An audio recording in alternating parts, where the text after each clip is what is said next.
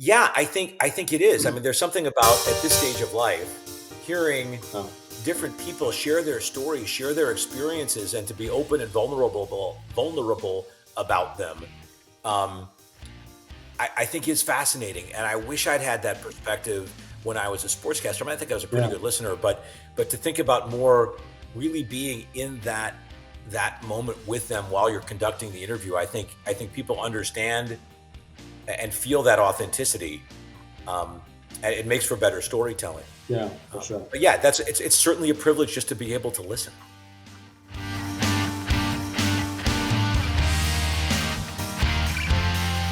All right, welcome everybody once again to Everybody Has a Podcast. My name is Marco Santana, and today I am joined by Josh Mora. Now, Josh, I've told you the story about when I first knew you or knew of you because I grew up in the Chicago area, and Yeah. so as a big Cubs fan, you were on the airwaves over there. First of all, welcome to the show. I really appreciate you taking some time.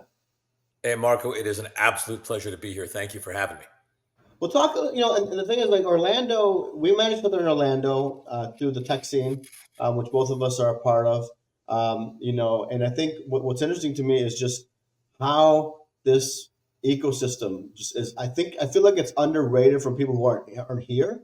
And can you talk a little bit about because you were at Full Sail University for a while too, so you had some insight into the ecosystem here. Can you talk about just your impressions? 14 years here of kind of seeing it grow, seeing just the change in it. I mean, can you talk about that a little bit? I've been here as well for about what was it? It's gonna be 10 years this year, so it's been a minute. Yeah.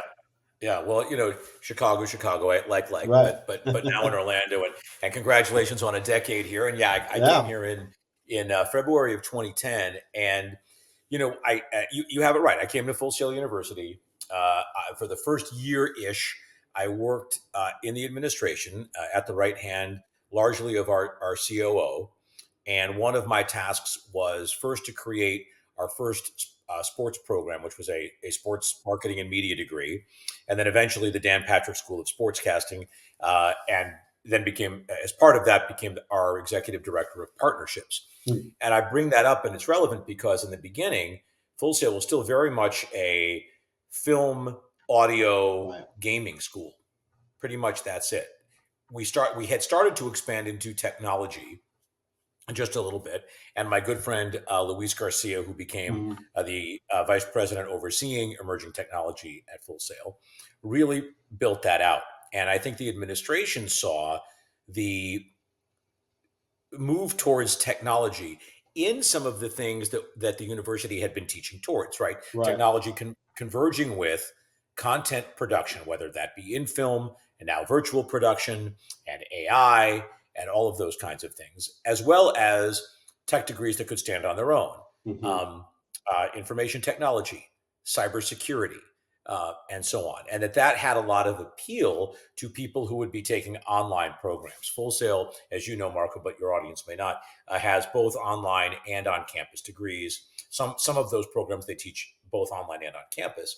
And recognizing that there was a lot of interest, especially for online students and remote students, to take technology degrees, and not necessarily your traditional 18 to 22-year-old student, right? And People who are this is way pre-pandemic too, by the way. This is way Yeah. pre-pandemic, Yeah. and then it only got amplified during the pandemic, right? Right. So all of that too, but and recognizing that there's an audience of ongoing learners, and that Hmm. there's a need now because the half life of technology is so short Yeah. for anybody in almost any industry to stay abreast of what technology is doing and how it's impacting their career choice. Well, one thing that I've been saying for a couple of years now, and again, I was a tech reporter for a while. I think the one thing that I'm saying is that every industry is a tech industry. It does not matter what you are doing right now. I'd say 98 to 99% of industries out there or jobs you might have, you have to have an idea of how technology influences it, impacts it. Otherwise, you get fall behind. That's right. And you Yeah. really can't skip anything. And it's a real challenge for mid-sized companies in particular because small companies and startups they adapt what they have, Right. they grow with it, et cetera. Big companies they have the ability to absorb things, but mid-sized companies really struggle because it's an expense, both in Right. terms of actual dollar, it's an expense in terms of bandwidth of having everybody learn something. And now, by the time they've done that, well, now is this technology outdated, and how long do we ride with it before we bring in Huh. the new thing? It's a real challenge for a lot of companies to try to remain nimble and growing, especially in a mid-sized example. That is a very interesting point. Actually, something I actually haven't thought about. 'Cause I did a lot of work with startups while I was working, and obviously, they're small but nimble. They pivot or they die, right? So they have to decide whether they want to or not.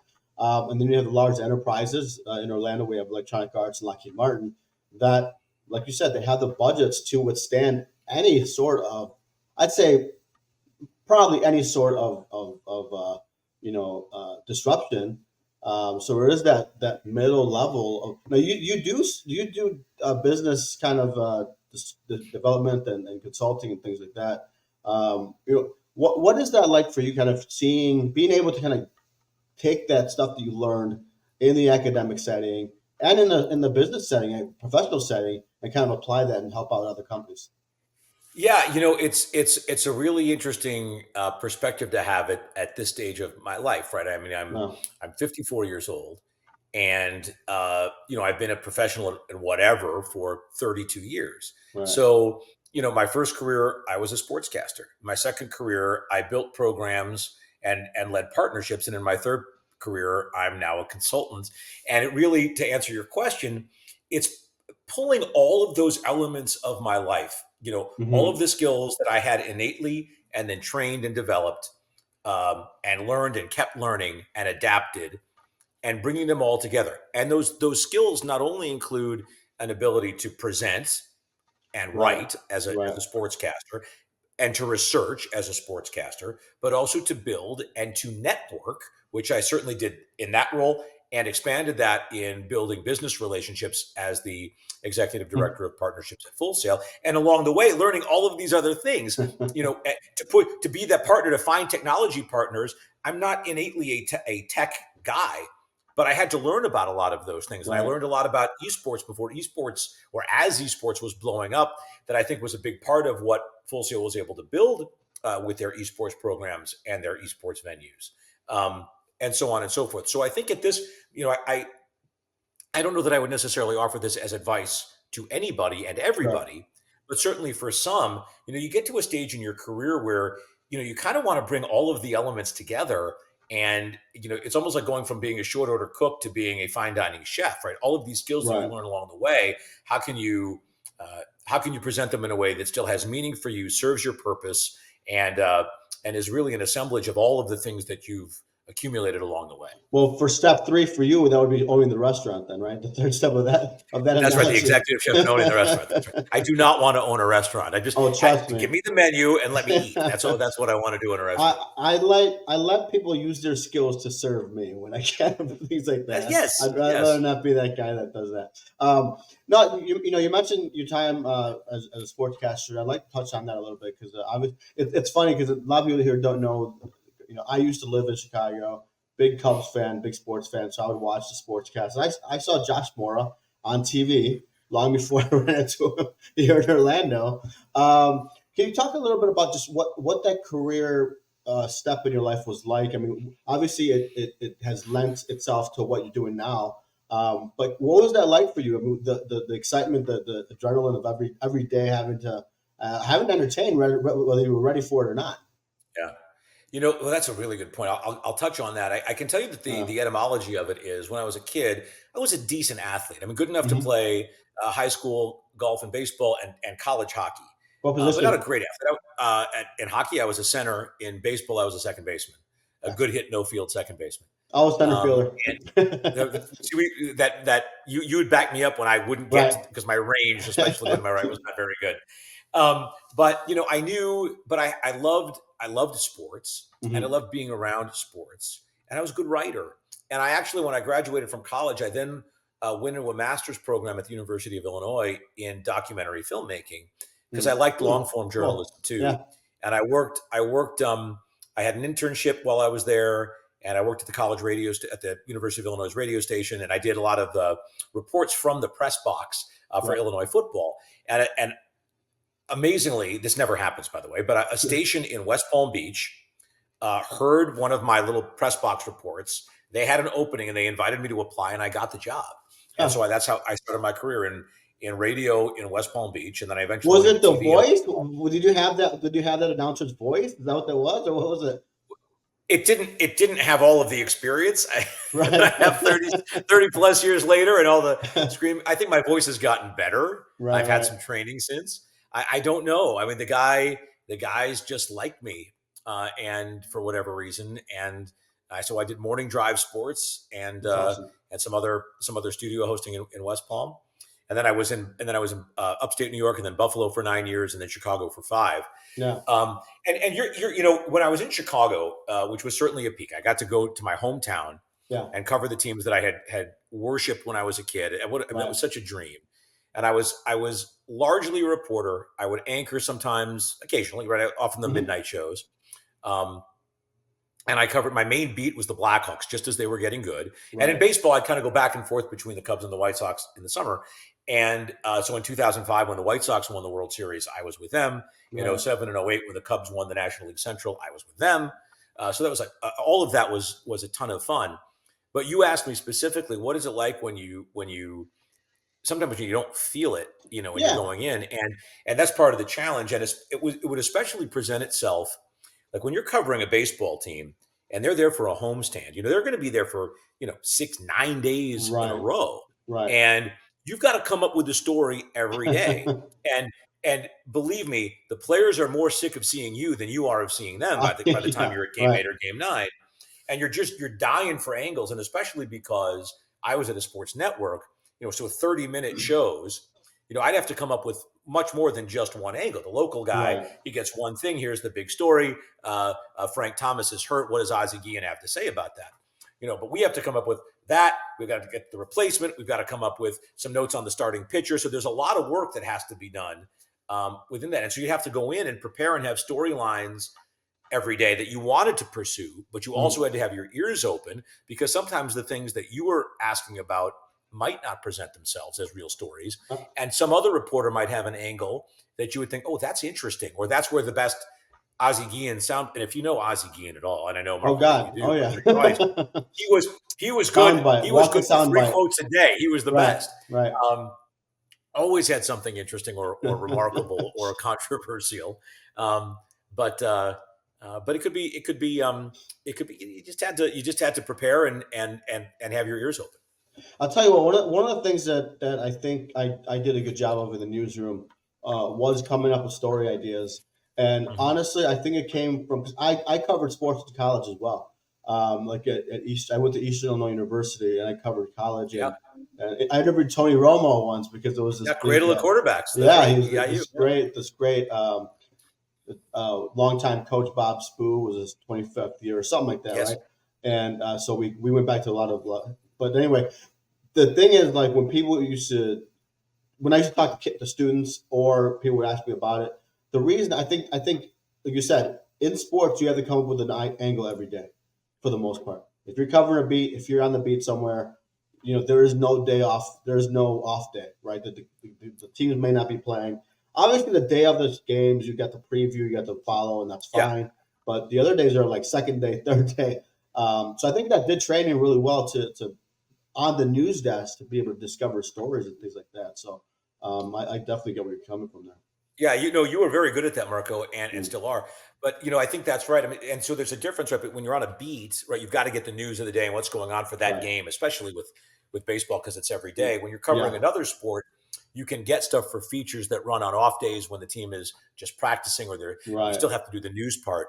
But it's so funny that you bring that up, because just yesterday I was listening to an interview with the longtime NBC news reporter Mike Leonard, Mm, who's maybe the best ever features reporter.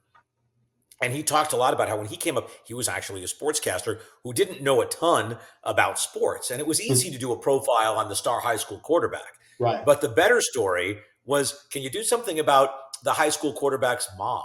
Can you do Right. something about Right. and I had a few stories like that I can remember. A big booster at Alfred University in upstate New York. Um, a Chicago Blackhawk hockey player whose father was stricken with Huntington disease, Mm, and talking about how their relationship helped forge, how the entire community of Eau Claire, Wisconsin, supported this kid on his rise up, eventually making the National Hockey League. mm, mm. Uh, those kinds of stories, and I used to love watching Mike Leonard when I was a kid. Just trying to remember that there are all kinds of stories out there, and they're not always about the biggest stars Right, or the best teams. The power of sports is seeing how people come together and in one area and support each other as a team, or support an individual, or overcome some kind of an obstacle, or achieve more than right. they ever thought they possibly could. To me, that was always the glory of sports, and the kind of stories I liked telling the most. As you're doing the what you're doing now, I mean, this is a question that I know the answer to. If I'm wrong, whatever. Let's have fun with it. I think there is how much storytelling goes into what you do now, right? Because I think storytelling is probably the best skill you can develop, no matter what you're doing for your career.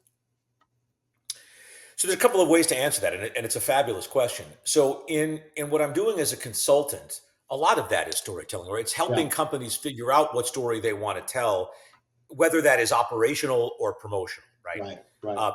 And of course, there's storytelling and telling, how am I going to help you, right? I have to Hmm. sell that a little bit. Right, right, right, The other thing I'm doing, and you might be referring to this even more, is I have a podcast, because everyone has a podcast. It's right. called The Back Nine.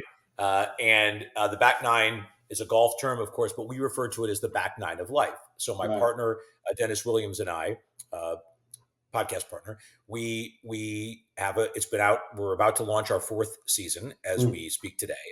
Our seasons are, and this will get back to the question, our seasons are Yeah. 11 episodes long, and they're numbered 10 through 18 because it's the back nine. Right. Right. At the beginning, it's a preview of the season. At the end is a wrap of the season, just the two of us. And in between are 9 episodes with guests.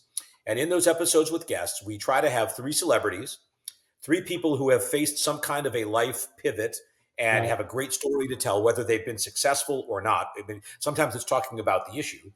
And then 3 episodes that are resources, right? So Yeah. Okay. people who are experts in their field. And the audience were aimed at mostly middle-aged guys and women, but the primary focus originally was middle-aged guys, because the ideas in the background of life, we all have challenges that we have to overcome, Right. and there's so many, Many that we never saw coming. and many that more that we don't see coming, Right. unless you listen to the podcast, because we Right. definitely see them. Right. Exactly. Um, but also so many things that we can accomplish. And I think it all started because my co-host Dennis, he when during the pandemic, he was going through his first. We're both divorced guys, and Hmm. he was going through a really bad post-divorce breakup with someone he had been with for about a year and a half, and it really um, and now it's the pandemic, and he's isolated and can't go out, can't go meet other women and date and get that Right. out. Can't Doesn't really have anybody to go socialize with or even play golf. We could play golf here in Florida. He was living in California at the time. Mm. And so we had a lot of conversations, and we said, hey, that should be a podcast. And we tried it for a while, and then we put it on the shelf. And then last summer, we were on vacation in Chicago, and my sister, my younger sister, joined us, and she said, "God, she's younger, way younger than I am. She's 20 years younger." And she says, "Guys, you have to help me with the dating pool, because 20-year-olds are too young for me now. The 30-year-old Right. guys are all married." And so I'm really thinking I have to date older guys, and I need some help with how do I navigate that with 40 and 50-year-old guys, many Right. of whom are probably going to be on their second, looking for a second wife, or post Right. post a first marriage. And we looked at each other and said, "Oh, that's the podcast." And so that's how we got to this point. And then to the question about storytelling, within each episode, I mean, we think people come back to us because they learn over time to trust us as storytellers, Right. as Right. curators and cultivators of what the conversation is going to be. But they also come for the guests because they want to hear Hmm. their stories or their topic or whatever it might be. And it is incumbent upon us to weave that interview from, we have a general idea. We prepare, of course, we know our guest's background, and there are certain topics that we want to hit for sure. Uh, Right. but within that, we want to weave some kind of a story that's going to take us through, and more importantly, take the audience through This is why you should know this person. Mm. This is where they are an expert. This is how they got here, and this is what they have to offer. And that's led to some really really interesting conversations. There's an episode in season one with a guy who was a very successful commodities trader. And then he was at the Route 91 country concert in Las Vegas when the shooter started opening Right. fire from the top of the hotel. And he was sitting there. The story he tells us, I'm sitting there running for my life, sheltered, and thinking all of the things I've done in my life, all of the successes Mm. I've had, can't save me now. And he realized he needed to change what he was doing. And so he Yeah. moved his family from Chicago to Austin, and they live there now. And he does a completely different thing. Well, Um, I think and you asked me before, and I didn't want to necessarily talk about this, but I will talk about you asked me before we started recording. You asked me yeah, about the show, about what the show was about, and it's funny because I kind of stumbled over it because I've thought about it, but not really thought about it. But the one thing that I want to do, and frankly, it's almost like you reminded me what the vision was initially. Right now, I'm recording episodes. I'm like trying to keep track of like what's going on, but yeah, it is about the storytelling, about telling stories and being able to like relate or have some idea or stories that people can relate to. Because I love that story that you just told about the guy going through what happened in Vegas and just having to yeah, affect them. Because sadly in Orlando we had this very similar thing happen, but way thousand back. percent. Yeah. So that's really cool. How long have you been doing the podcast? You said this is your fourth season. Why do you enjoy podcasting? Is why this form? Yeah, well, we launched with our trailer in November of 23. Okay. Um, why podcasting? Why this forum? Well, I think it's interesting. First of all, it is a very contemporary medium, right? We Right. can Yeah. reach people, eat people. It seems to be an infinite audience for Yeah. different kinds of podcasts. I think for us, I think it suits our talents right now. For me, it's really fun to just be back. You know, I put this. I was perfectly satisfied to leave sportscasting when I did in 2010. Mm. I didn't want to go back into that. Along the way, I helped build a sportscasting school, right? Right. So Right. that, Right. that that Right. got that going again a little bit. But I really didn't have any interest in. I didn't think in being, behind a microphone again, Right. or certainly not being on camera again. Um, but as we started doing it and started having the conversations, I realized I did kind of miss it. I enjoy being able to present and help our guests share their knowledge and their expertise and their counsel, and the feedback that we get, knowing that people are listening to the podcast and knowing that they're getting something out of it. Those were the reasons why I was in sportscasting in the first place, Yeah. Yeah. albeit for a more social kind of a reason. I Hmm. was never the kind of guy that I loved being on TV. I wanted to be the big star. I enjoyed putting on makeup, whatever it might be. But but the idea of knowing that the stories that I was telling then were helping people enjoy sports, or were framing their Yeah. experience with that passion. And similarly now, being able to do it, providing counsel and advice, from our guests, and some thoughts about how to think about things, and to help people realize that they're not alone when they're Yeah. going through some of these problems or some of these challenges that they're facing. Knowing that we're reaching those people is extremely rewarding, and one of the It, things I'm most proud of in my entire professional life. it's kind of addicting, isn't it? To like learn about people and also like share what they're about. I mean, I think that's one thing I've always had like my present interview, no matter who I'm talking to, is always the most important person in the world, right? Because I they are trusting me to tell their story, and I always loved that whole. Like I was one of the few people. I say it like this hesitantly, but like I I'm not saying I enjoyed obituaries as much. I enjoy the process of the obituary because to me, you're the last person who's going to tell this person's story, and Ah, their family's going to remember it for a very long time. So the responsibility is so hard that it makes you kind of step up and do your best, if that makes sense. yeah, no, that's a really interesting thing that I hadn't thought about from No, from a perspective of writing an obituary. That's really profound, Marco. I like that a lot. Um, yeah, I think it is. I mean, there's something about, at this stage of life, hearing no. different people share their stories, share their experiences, and to be open and vulnerable about them, um, I think is fascinating. And I wish Yeah, I'd had that perspective when I was a sportscaster. I mean, I think I was a pretty good listener, but to think about more really being in that moment with them while you're conducting the interview, I think people understand and feel that authenticity. Um, and it makes for better storytelling. yeah, for sure. But yeah, it's certainly a privilege just to be able to listen. Well, let's turn the corner a second here, right? Yeah. Let's shift gears a little bit. I got my automotive metaphors mixed in there. But you say you love musicals. I also love musicals. I mean, I think talk to me a little bit about just kind of what it is about, and I think it goes back to the storytelling. That's why I like musicals. I love people who can find the right medium to tell the right story. I mean, tell me kind of what got you into musicals and yeah, let's have a musical talk. Yeah. I'd love to. That's great. Yeah. When I was involved in theater when I was a kid too, Okay. and when I was in high school, and I went to an incredible school that emphasized performing arts. And there's a ton of famous people that have graduated from that high school in acting and directing, etc. Mm, And so that was kind of always around me. I love live music. same. Same. I love seeing. And there are just moments when things are live, and especially in that kind of a storytelling format. I saw Les Miserables in, I don't know, 30 years ago, 30 plus years Yeah. ago. And the woman who was playing Eponine was the understudy.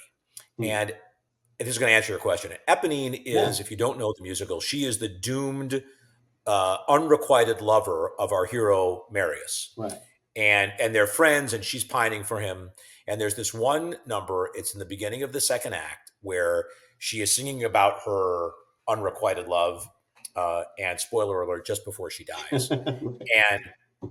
And it fits perfectly with it's an alteration of the main theme of that is in so many of the songs in that musical. Yeah. So here's this understudy, and she just crushes it. I mean, it is so beautiful. And at the end of her performance, her last note, it just hung there, and you could almost hear the crackle of her voice Yeah. and the silence and the electricity of it because everybody was in the moment. And from about after that hung there, from about 8 rows behind me, some guys went, "Yes!" Just like that. And everyone kind of broke. Maybe it was her father, her agent, who knows? But it was just such a beautiful moment because everybody was thinking, "Oh, this is so amazing!" And he shouts it out, and Well, that's the sent what thing was in about everybody's heart. Right? yeah, that's the thing about those. I feel like when you go to a musical and you have the right crowd, it's phenomenal. It is a phenomenal Yes. experience. I mean, I think you know, like to me, and here's a funny story. Like I like to watch people doing things that I'm terrible at, right? So like because to me it kind of illuminates the human experience. Like I can't Yeah. believe he's the same species of me and he's making that sound out of his mouth, right? Right. So like it's just I love seeing that. Like I loved there was one a couple years ago called Come From Away. I don't know if you've seen that one. Yeah. I Uh, haven't seen it, but I know the show. Yeah. it was so good. I mean, again, it tells the story of the aftermath of 9/11, right? And then you think that's not, but there are notes in there, up and down, right? There's positive notes, funny notes, but obviously it's a very sad tale of what it's about. And I love that there's people able to like take very terrible things and make beautiful things out of them, right? So I Yeah. think that's one thing I love about musicals Right. for Or me. things that you wouldn't think would lend themselves to a musical like Hamilton. I mean, here's Right, a right, right. semi obscure figure of American history in that he was Yeah. not a president, or I think he was Secretary of the Treasury at one point. But and we're doing a whole musical on this guy, and it's Right. brilliant, right? I mean, it is Yeah. brilliant, and the music's fantastic, right? Yeah. So It's phenomenal. Now I've seen that yeah, a couple. I see that whenever it comes into town. I think that's one of the things that yes, breaking news. Breaking news. We love Hamilton, right? yeah, I right, get there that. So that you got the full sale, and you have this crazy.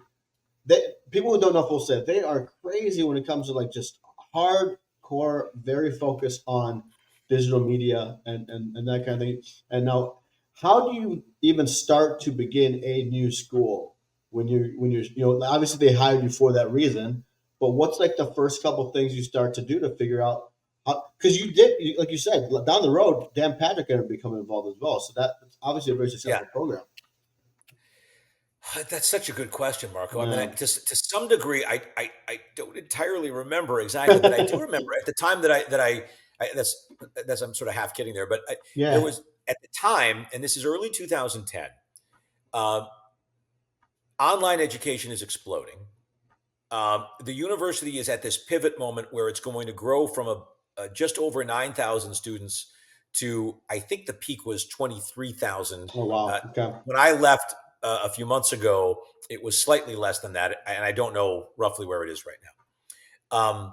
But it's in that vicinity, low 20,000s to the best of my knowledge. Okay. And so there was a desire at the time to push for more degree programs, and we started looking at what those might be.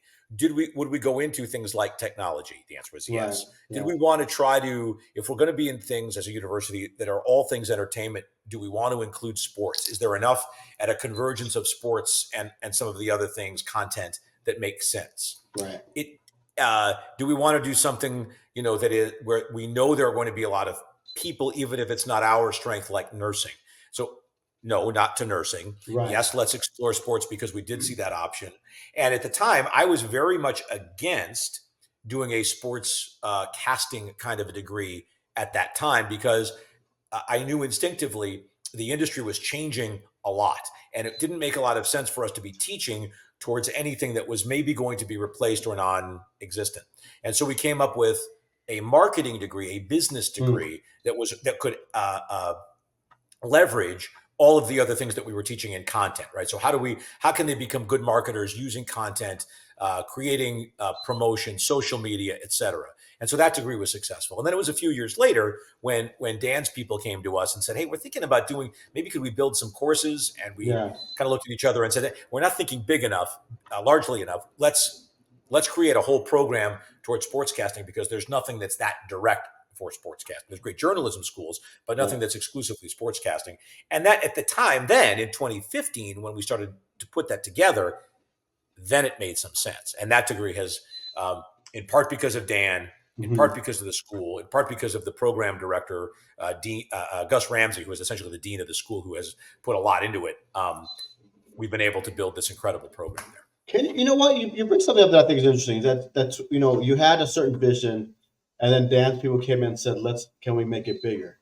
Um, does that when to me It's that's actually, I'm going to correct you, Mark. I just want to, sure. it's actually the other way. They came to us and, hey, we want to do some courses. And Gotcha. after talking it through with them, then we kind of said, let's do a whole degree program.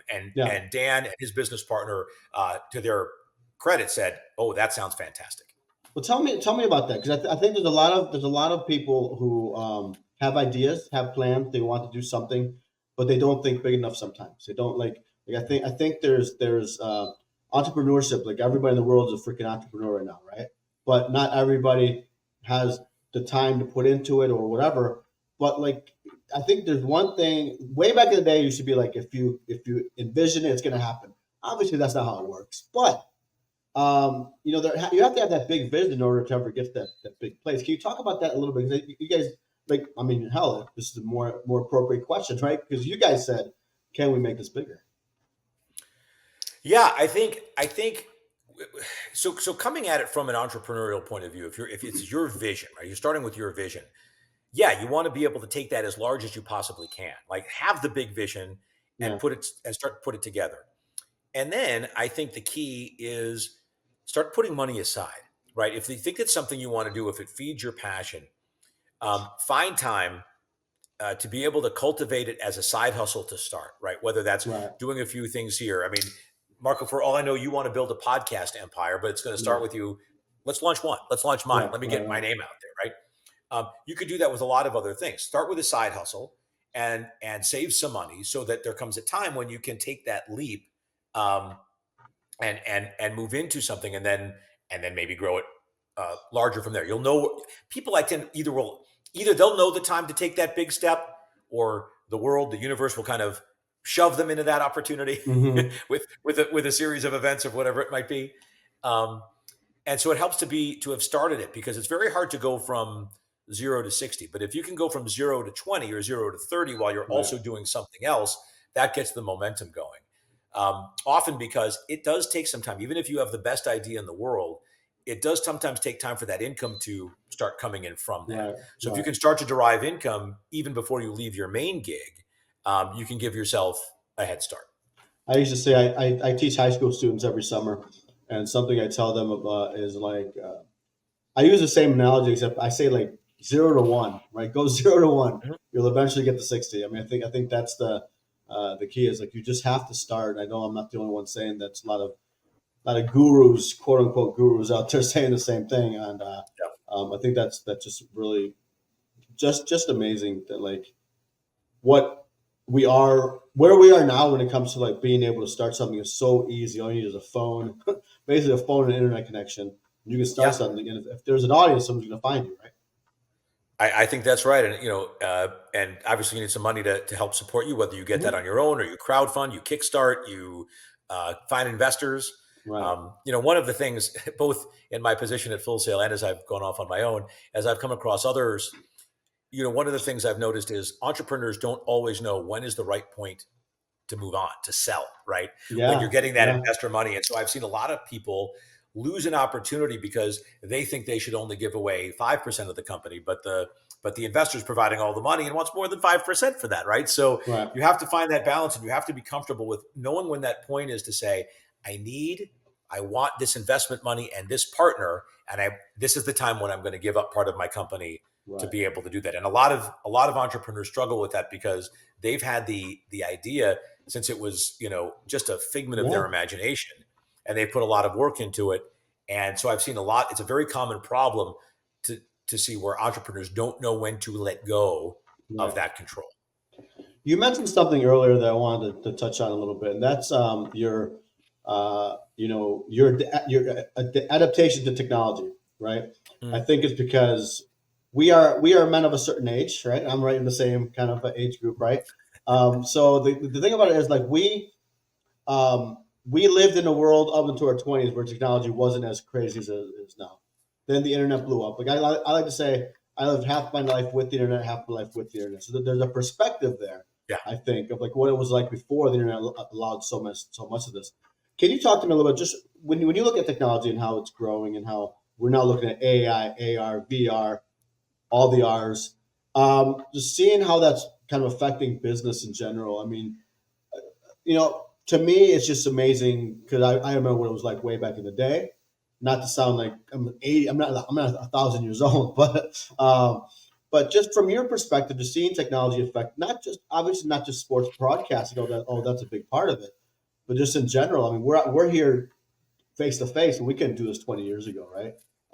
Yeah. Can you talk about that a little bit? Well, I can tell you that certainly one motivating factor for me personally is fear, right? And fear in the Yeah, sense of, I don't believe fear is healthy, except in this case a little bit, because it right, motivates right, me to go out and learn. right, Because I know that if I'm fearful of what something is going to be and I miss a step, right? If I say, I'm afraid of that technology, I don't want to even incorporate that. I'm going to lose potentially a bridge between where I've been and where I need to be in the future. right, right. And there's an urgency there. You've just got to take the time to continue to learn and understand that you're going to fail a few things along the way. That's Hmm. okay, right? I mean, Right. you may never be you don't have to master virtual production to be a content creator or Right. or in your regular life. On the other hand, you can find all kinds of uses for AI that can save you time and make your life Right. better. And yeah, AI is a little scary and it can be intimidating, but it's here. Yeah. And the AI that we have today, Marco, and you know this, the AI that we have today is the worst it's ever going to be. It's Right. only going to get Right. better and improve. And we've seen that how quickly it's evolved just over the last 8, 10, 12 months. Right. So I guess the answer is I learn about technology because I have to. I Mm. don't need to be I don't need to be a coder, Right. but I do need to be a consumer, and I do need to understand how technology is going to impact my life, and I better embrace it. And I always say, what's funny? I mean, God, we're like so similar because I think one of the things that I tell people is that listen, whether you like it or not, it's here. I mean, whether it's affect you, you can rally the troops against it because it's affecting your industry, that doesn't matter. It's still here. I mean, whether and so you have to find a way to embrace it as a writer. So I create content for clients, right? I'm a writer for Right. some clients, and they're always and some people are like, well, why can't I just do this with AI? And you know what? You have to have a real good answer to that question. It's a real question nowadays. You do, and I was just at a conference for a client of mine, and that utilizes AI, Hmm. and I'm in this room with a lot of professionals, and it was not an AI conference. It Right, was, but this was a presentation about AI, and the guy who was doing the presentation was a very good presentation, and it really, I thought, did an excellent job of explaining how AI can impact their industry. right. And so at the beginning, he asked how many people have used AI. I was the only person in a room full of 120 people who raised their hand. And then they asked at the end of it, what questions do you have? And nobody had a question. And I'm like, well, how can they not have a question? And I Right, realized it's because they don't know what to ask. They don't know what they don't right, know. And right, so, as good as the presentation was, they just couldn't take it all in to know what to ask. They needed a preview first, right, which is not to cast blame on the presenter. He was great, right. but I think that answers your question a little 100%. bit, which is how do we adopt uh, implementing any technology into our day to day, and you have to embrace it at least enough to know I'm going to ask this question about it. I want to learn more about it, and then I'm going to determine whether or not it applies to what I do with my company or we do with our company or whatever it might be. You know, your experience at that conference is interesting because I think one of the things also that goes on is that as a tech reporter, I've been in tech for a very long time. But you sometimes, and I say this to some of my other tech people around the city, that you don't understand. We're immersed in technology all the time, but there are others who have no idea what's out there. Not That's for right. any, and the word is not fault. It just happens their experience has not led them to where we are, which is we have to be immersed every day for what we do. But so you sometimes find those people that maybe have not been exposed to tech and kind of um, try to help them because it is hard. It's not easy, even though it seems easy to us now that we're here every day. Does that make sense? Yeah, well, a lot of it doesn't come easy to me. so, Right, right, right. but yeah, it's funny. I saw an interview with a young woman who was part of a team. I forget who it was with, but some tech or cell phone company, whatever it might be, and Yeah. they said um, they were struggling to understand why this incredible product that they'd built that had all of these bells and whistles didn't succeed. Hmm. And they realized it was because the people, the consumers, were not quite ready for it. And I'll never forget her quote. She said, "It never occurred to us that people wouldn't want the most advanced, the best of whatever this is going to be." And they learned that some people, maybe the mass of people, the main audience, needs to be brought along a little bit more slowly so that Oh they can yeah, incorporate it into their regular lives. absolutely. So, Josh, I appreciate you joining me. This is called the Everybody Has a podcast for a reason. Just because everyone has a podcast, you're living proof of it, of course. But Thank you. I'm going to ask you, besides the back nine, which we will link to and let everyone know all about, obviously, Thank you. what's another podcast that you would recommend to others and why? Yeah, well, I have a handful that I listen to, and I know I you think list like a everybody is. laundry list. I make a laundry list of your podcast, which I appreciate. Well, I have a lot of interest, right? So, I mean, the one that really got me into it was Smartless, right? Jason Okay, Bateman, yeah, Will Arnett, and Sean yeah, Hayes, and you can they're hear fun. some of the influence of that in our podcast. They're very funny. They tell great stories, and obviously they're stars. Yeah, I listen to a handful for self improvement, right, whether that's there's one that's kind of aimed towards women, but I get something out of it called Dear Gabby. right. Um, there's another one called Timeless Leadership, which is about all kinds of examples of leadership throughout history that I Hmm. find fascinating. That sounds Terrific interview interesting. where Scott Monty's the host. It sounds great, I actually. listen Yeah, to It's really good. I yeah, listen to some financial podcasts as well to learn more about how to better spend my money and earn money and save money and make my money go further. And then there's a couple that I've come across recently that I think are really good ones. There's one that's local to us here in Orlando called Insights from the Couch. It's two Okay. female Yeah. therapists. Um, there's my good friend Matt Gilhooly, who just won the best independent podcast I think the country of the world. I mean, it's a Okay. fantastic honor. His is called Life Shift, and it's about people at whatever age where there's pivot moments in their life. It could be when they're age 8 or when they're age 88, Right. and different things that happen there. And then I have others that like help me find spirituality. There's one called Meditative Story that I listen to quite a bit. Um, so I, I think and my good friend, go ahead. no, I think it's great. I think it's great that in your sampling, you've already kind of put a uh, really good point on. There are podcasts for everything, right? I mean, Yeah, and a lot of times, if you have an interest, you're gonna they're out there somewhere. If you have a need, if you need emotional support, like you were saying, I mean, yeah, obviously, that's not gonna take the place of a therapist or whatever. But sometimes right. these things are really worth doing. So I appreciate you, Josh. Thank you so much for the time. I want to say great to speak with you. Very strange to me. Again, you used to be the guy on the TV, and now here we are. But hey, thanks so much, Josh. Hey, Marco, my pleasure. And the Back Nine podcast, it's the number 9, and it's available on Apple, Spotify, and all the platforms. And Marco, we'll do a home and home. We'll have you come on with us sometime soon too. Sounds good, man. Well, here's my tagline. You might like this. Chat, listen, and laugh. We chat, you listen. Hopefully, we all have a few laughs. So, Fantastic. Love it. Josh, thanks so much, man. Take care. Thanks, my friend.